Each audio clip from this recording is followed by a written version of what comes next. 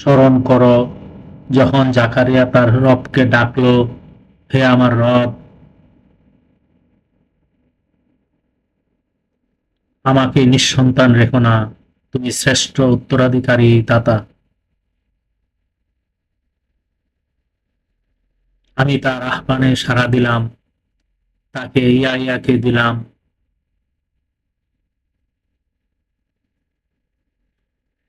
স্ত্রীকে সন্তান ধারণের যোগ্য করলাম। তারা পরস্পর সৎপথে প্রতিযোগিতা করত। আশা ও ভয় নিয়ে আমাকে আহ্বান করত। তারা ছিল আমার সামনে বিনীত,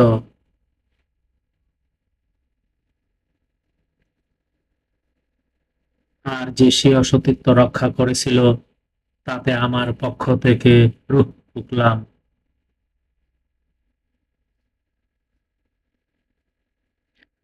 তাকে ও তার পুত্রকে বিশ্বের জন্য নিদর্শন করলাম। আয়াত 89, 90, 91, সূরা আম্বিয়া, আল কুরআন।